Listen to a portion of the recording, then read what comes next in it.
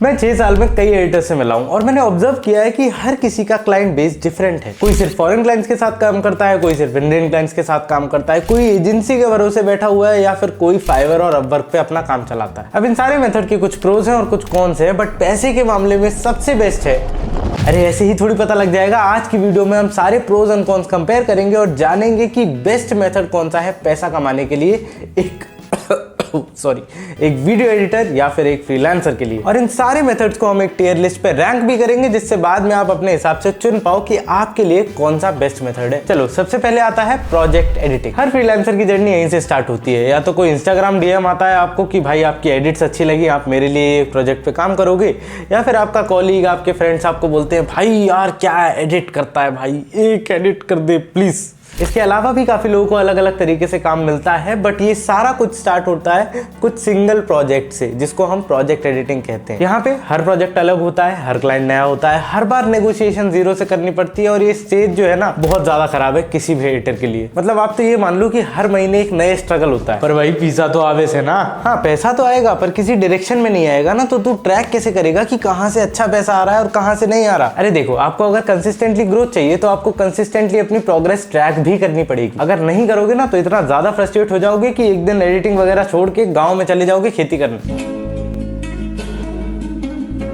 इसने तो एफ जमाए घटिया टियर में दर्द है ना जट्टा ना। ये एडिटिंग स्टेज भी जरूरी है, हर एडिटर यहाँ से गुजरता है, इसके बिना एडिटिंग करियर नहीं बनता। हाँ यहाँ पे अटक गए तो एक वो बहुत बड़ी प्रॉब्लम है, वहां पे आपकी थोड़ी दिक्कतें आना स्टार्ट हो जाएंगी। पर याद रखो, अगर सूरज की तरह चमकना चाहते हो तो उसकी तरह तपना भी सीख लो। और क्योंकि हर एडिटर के लिए ये स्टेज जरूरी होता है, इसीलिए मैं इसको रैंक करूंगा सी टियर। चलो अब अगला स्टेज आता है फ्रीलांसिंग प्लेटफॉर्म्स का। एक बार अपने वो बेसिक प्रोजेक्ट्स करके आपने पोर्टफोलियो बना लिया तो आप यहीं पे आने वाले हो। आपको अपनी गिग्स बनानी पड़ेंगी, अपनी प्रोफाइल सेटअप करनी पड़ेगी, प्रोफेशनल दिखना पड़ेगा और अपनी एक शोकेस वीडियो भी बनानी पड़ेगी। हर बिगिनर का सेकंड स्टेज यही होता है और ऑनेस्टली होना भी चाहिए, क्योंकि ये प्लेटफॉर्म्स आपको डिसिप्लिन सिखाते हैं। क्योंकि अपना काम करने का सबसे बड़ा नेगेटिव पॉइंट ये है कि आपका डिसिप्लिन टूटने लगता है। और इसीलिए देखा जाए तो आप फ्रीलांसिंग प्लेटफॉर्म पे एक नहीं मल्टीपल चीजें सीखते हो। क्लाइंट को कैसे अप्रोच करना है, ब्रीफ को कैसे समझना है, रिवीजन्स को कैसे हैंडल करना है और डेडलाइंस को कैसे मैनेज करना है, साथ ही साथ प्रोफेशनल कम्युनिकेशन क्या होती है, ये सब आप यहीं सीखते हो। हाँ बर्नआउट और फ्रस्ट्रेशन इस स्टेज पे भी होगी, क्योंकि इजीली आपको क्लाइंट्स नहीं मिल जाएंगे। और इसीलिए अगर प्रॉब्लम्स की बात करें तो प्रॉब्लम है कॉम्पिटिटिव मार्केट। यहाँ प्राइस आप डिसाइड नहीं करते, कॉम्पिटिशन डिसाइड करता है, एल्गोरिदम डिसाइड करता है और आपका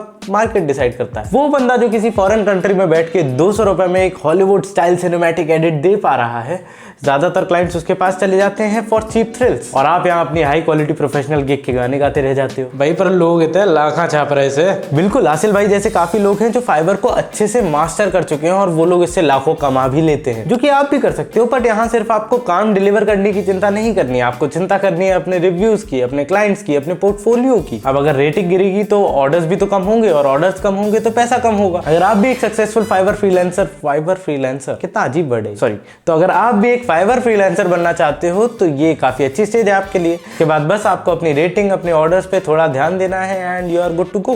this is a very good stage to be in. But अगर आप थोड़े रिलैक्स माइंडसेट के साथ चीजें करना चाहते हो तो यहाँ ग्राइंड बहुत ज्यादा है। फिर आप इसको बस एक ट्रेनिंग ग्राउंड समझो और जल्दी से जल्दी यहाँ से निकलने की कोशिश करो। यहाँ से सीखो, अपना एक्सपीरियंस बढ़ाओ, अपना पोर्टफोलियो बढ़ाओ और आगे बढ़ो। अब वैसे तो फ्रीलांसिंग प्लेटफॉर्म बहुत अच्छा काम करते हैं मार्केट में, बट जस्ट बिकॉज मेरी पर्सनल खुन्नस है इनसे, क्योंकि मुझे एक भी क्लाइंट नहीं मिला था यहाँ पर, मैं इसको रैंक करूंगा B tier. Literal personal reason की वजह से नहीं किया है, इसमें बस लर्निंग कर्व इतना ज्यादा है कि आपको सीखने में टाइम लग जाता है, इसलिए बी टियर पे रखा है। अभी अगला पॉइंट आपके एज अ फ्रीलांसर तो नहीं बट एज अ क्रिएटर बहुत काम आने वाला है, and it is a very good way to earn money with just one time मेहनत। बस एक बार कोई अच्छा प्रोडक्ट बना लो and start selling it online. अभी कोई इफेक्ट का ट्यूटोरियल भी हो सकता है, कोई अच्छी इमेज भी हो सकती है, कोई प्रीसेट भी हो सकता है। बस जो भी आपने इतने सालों की मेहनत से सीखा है, बनाया है, उसको ऑनलाइन बेचना स्टार्ट करो। भाई एडिटर, ये सूथरी वेबसाइट घनी मुश्किल से बनाई से, पीसा की जुगाड़ क्यों कर बिठाऊंगा। अरे उसके लिए सुपर प्रोफाइल है ना यार। सबसे पहले सुपर प्रोफाइल पर जा और साइन अप कर ले। फिर उसके बाद पेमेंट पेज पर जाकर तुझे अपना एक प्रोडक्ट बनाना है। इसके लिए पहले डिजिटल प्रोडक्ट को सिलेक्ट कर,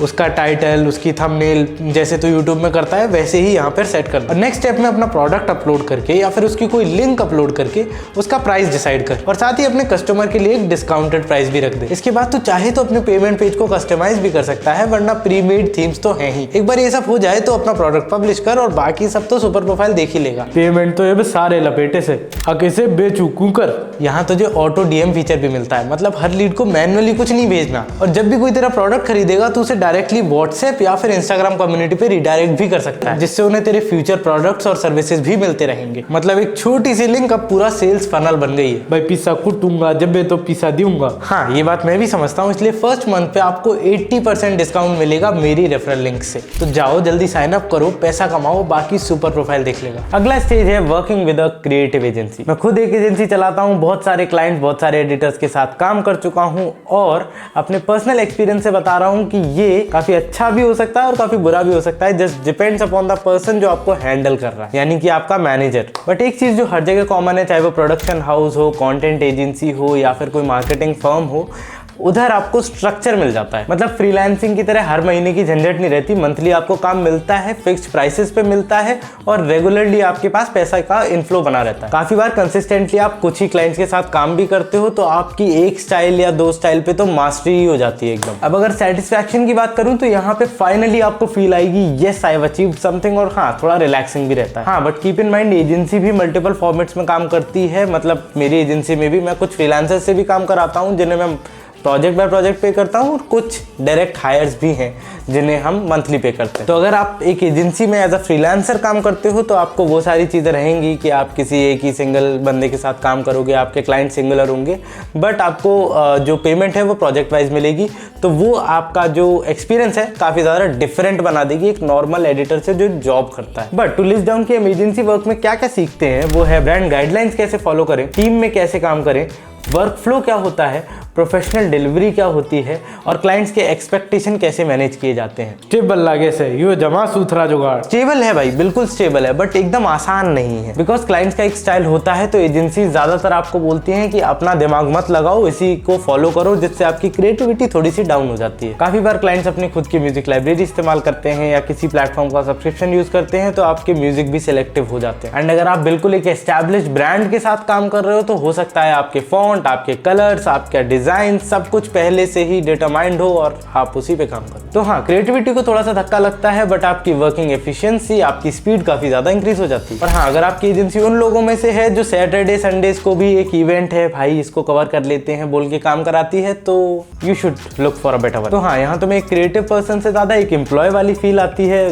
जैसे एम्प्लॉयज काम करते हैं। तुम अपनी आइडेंटिटी लूज कर देते हो और इनकम। तो अब एक एजेंसी को हम लोग इतने आसानी से रैंक नहीं कर सकते, क्योंकि उसमें सारी चीजें कॉमन नहीं होती। आपकी पेमेंट स्ट्रक्चर क्या होने वाला है, आपका डेजिग्नेशन क्या होने वाला है, ये सारा कुछ डिफर करता है agency to agency, because editing अभी भी इतना ज़्यादा एस्टैब्लिश मार्केट नहीं है, इतने ज़्यादा जॉब्स इसमें एग्जिस्ट नहीं करते कि आपको एक डेजिग्नेटेड रोल, एक डेजिग्नेटेड सीट मिल जाए जो हर एक एजेंसी में कॉमन हो। तो इसकी रैंकिंग पे आ जाते हैं। अगर आपको अपनी एजेंसी पसंद आ रही है तो उसमें ज़रूर टिको, कोशिश करो उसमें और भी ज़्यादा आप स्किल्स अपने इम्प्रूव कर पाओ, कोशिश करो आप और भी बड़े प्रोजेक्ट्स ले पाओ। अगर आपको पसंद नहीं आ रही है तो साथ ही साथ अपना साइड क्रिएटर वाला बिजनेस भी चलाते रहो, अपना फ्रीलांसिंग वाला बिजनेस भी चलाते रहो, मतलब क्लाइंट्स को अप्रोच करते रहो। कोई ढंग का क्लाइंट मिलने के बाद अपनी एजेंसी क्विट कर दो। अब क्योंकि एजेंसी पे आपको सिक्योरिटी मिल जाती है, कंसिस्टेंट वर्क मिल जाता है और थोड़ा सा माइंड रिलैक्स भी मिल जाता है, तो इसको भी एग्जैक्टली सेम बी टियर पे मार्क कर देते। मजाक कर रहा हूँ, मैं खुद एजेंसी चलाता हूँ and it's a very good place to be in, तो इसको हम रैंक करेंगे अपर ए टियर। एस तो अभी भी नहीं है। नेक्स्ट स्टेज आता है हाई टिकट फ्रीलांसिंग क्लाइंट, जिनको आप हिंदी में फॉरेन क्लाइंट्स भी कह सकते हो। यहाँ आपको मिलेगा पैसा, यहाँ आपको मिलेगी इज्जत, यहाँ मिलेगी आपको दौलत, यहाँ मिलेगी आपको शोहरत, ऐसा मैं कह सकता था, बट ये भी काफ़ी ज़्यादा डिपेंड करता है, बिकॉज आजकल काफ़ी ज़्यादा फॉरेन क्लाइंट्स भी ऐसे आ गए हैं जो बहुत ज़्यादा चीप थ्रिल्स के लिए इंडिया में अप्रोच करते हैं एडिटर्स को। बट हम उन क्लाइंट्स की बात कर लेते हैं जो एक वीडियो का 300 से $500-600 पे करते हैं। ओके, तो फॉरेन क्लाइंट्स में दो चीज़ें हो सकती हैं। हो सकता है किसी फॉरेन ब्रांड ने आपको एज अ फ्रीलांसर हायर किया है, मतलब वो आपको अपने प्रोजेक्ट्स आउटसोर्स करते हैं, या फिर आपको कोई एक फॉरेन क्रिएटर मिल गया है जो अपनी वीडियोज़ की बहुत ज़्यादा रिस्पेक्ट करता है और वो चाहता है कि वो बेस्ट टॉप नॉच क्वालिटी के निकल के आए,